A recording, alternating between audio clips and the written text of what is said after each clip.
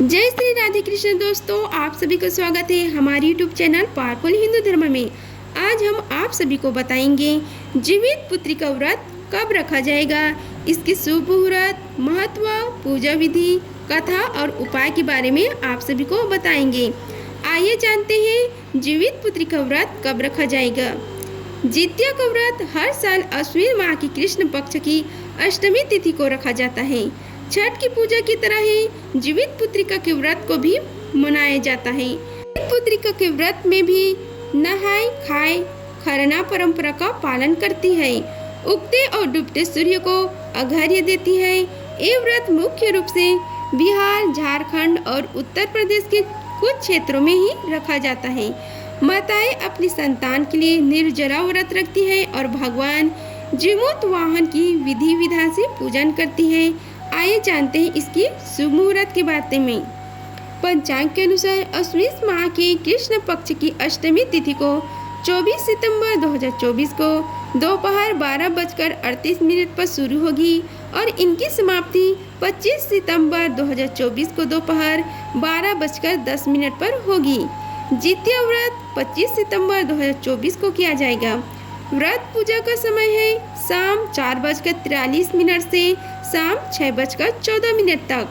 अब कैसे किया जाता है जितिया व्रत का, उसके बारे में आप सभी को बताते हैं। जितिया व्रत छठ की तरह कठिन माना गया है। इस व्रत के पहले दिन महिलाओं को सूर्य उदय से पहले ही स्नान करना होता है और स्नान के बाद पूजा आरंभ किया जाता है। पूजा के बाद महिलाएं भोजन करती हैं और फिर उसके पश्चात पूरा दिन निर्जला व्रत रखती हैं। जीमूत वाहन की पूजा करती हैं, फिर व्रत का पारण किया जाता है। अब पूजा विधि के बारे में बताते हैं। जीवित पुत्रिका का व्रत के दिन प्रातःकाल स्नान करने के बाद महिलाएं प्रदोष काल में पूजन स्थल को गोबर से लिपकर साफ करती हैं। इसके बाद वहां पर एक छोटा सा तालाब बनाया जाता है और इस तालाब के नजदीक ही पकड़ की डाल खड़ी की जाती है। अब तालाब के जल में कुसा से बनी जीमूत वाहन की मूर्ति स्थापित की जाती है और इसकी धूप, दीप, अक्षत, रोली और फूलों आदि से पूजन किया जाता है। इस व्रत में महिलाएं मिट्टी और गाय के गोबर से चील और सियारिन की मूर्तियां भी बनाती हैं। इन मूर्तियों के माथे पर सिंदूर का टीका लगाने के बाद जीवित पुत्रिका को व्रत की कथा सुनी जाती है और फिर पारण किया जाता है। अब हम आप सभी को जितिया व्रत की कथा का रसपान कराते हैं। आइए रसपान कीजिए कथा का। जितिया व्रत की कथा गंधर्व के राजकुमार जीमूत वाहन से जुड़ी है। वृद्धा अवस्था में जीमूत वाहन जी के पिता अपना सारा राजपाट सौंपकर वानप्रस्थ आश्रम चले जाते हैं, लेकिन जीमूत के राजा बनने में कोई दिलचस्पी नहीं थी। ऐसे में वह अपने साम्राज्य को अपने भाइयों को देकर अपने पिता की सेवा करने के लिए जंगल चले जाते हैं।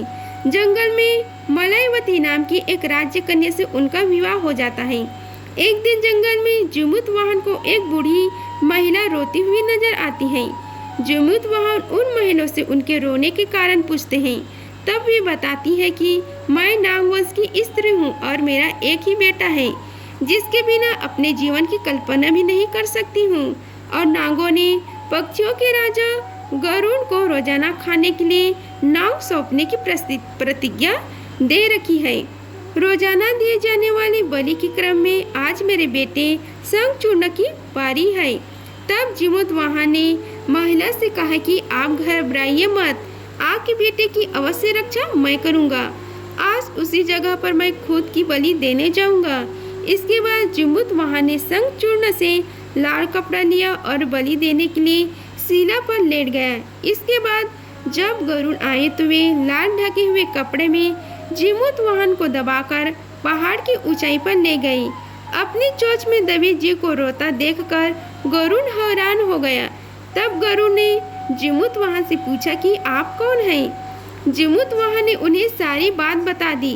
गरुड़ जीमूत वाहन की बहादुरी से बेहद प्रसन्न हुए और तब उन्होंने उन्हें जीवन दान तो दे दिया, साथ ही आगे से नागों की बलि न लेने की भी प्रतिज्ञा ली। कहते हैं इसी के बाद से बेटे की रक्षा के लिए जीमूत वाहन की पूजा करने का भी परंपरा है। दूसरी कथा के अनुसार एक समय की बात है, एक गरुड़ और एक मादा लोमड़ी नर्मदा नदी के पास एक जंगल में रहा करते थे। दोनों ने वहाँ कुछ महिलाओं को व्रत पूजन करते देखा और खुद भी यह व्रत रखने का संकल्प लिया। इस उपवास के दौरान लोमड़ी भूख से बेहोश हो गई। तब उसके चुपके से भोजन करा लिया। दूसरी ओर चीन ने विधि विधान इस व्रत को पूरा किया। परिणाम स्वरूप लोमड़ी के गर्भ से पैदा हुए सभी बच्चे जन्म के कुछ दिन बाद ही खत्म हो गए और तो वही चील की संतान को लंबी आयु की प्राप्ति हुई। तीसरी कथा के अनुसार महाभारत युद्ध के समय अपने पिता की हत्या से नाराज हुए अश्वत्थामा ने पांडवों से बदला लेने की सोची। गुस्से में वो पांडवों के शिविर में घुस गया जहां उस वक्त 5 लोग सो रहे थे। अश्वत्थामा को लगा कि यही 5 पांडव हैं और उन्होंने सोते हुए ही उन्हें मार डाला। लेकिन असल में वह 5 पांडव नहीं बल्कि द्रौपदी की 5 संतानें थी। जब अर्जुन को यह बात पता चली तो उन्होंने अश्वत्थामा को बंदी बनाकर उनकी दिव्यमणि छीन ली। इसके बाद अश्वत्थामा का गुस्सा और भी ज्यादा बढ़ गया। तब उन्होंने बदला लेते हुए अर्जुन के पुत्र अभिमन्यु की पत्नी उत्तरा के गर्भ में पल रहे बच्चों को उनके गर्भ में ही नष्ट कर दिया। लेकिन भगवान श्री कृष्ण ने अपने पुण्य का फल उत्तरा की मृत संतान को देकर उसे फिर से जीवित कर दिया। इस तरह मरकर पुनः जीवित होने की वजह से इस बच्चे का जीवित पुत्रिका रखा गया।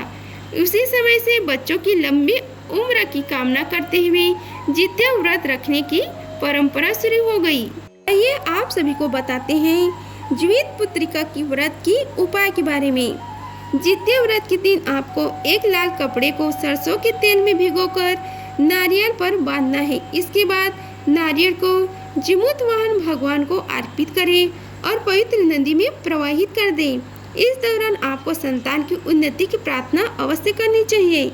जित्या व्रत के मौके पर अपने संतान को लाल या पीले रंग का धागा बांधे। इसके बाद 11 आटे की लोई ले और हर एक लोई में तिल और लौंग को मिला दें।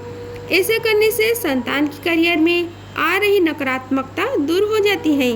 जित्या व्रत के दिन आपको एक कपड़े में इलायची, पान, सुपारी और अक्षत चावल को बांध देना है। इसके बाद उस कपड़े को कलावे से बांधकर 16 गांठ लगा दें और आखिर में उस कपड़े को बांस के पेड़ से बांध दें।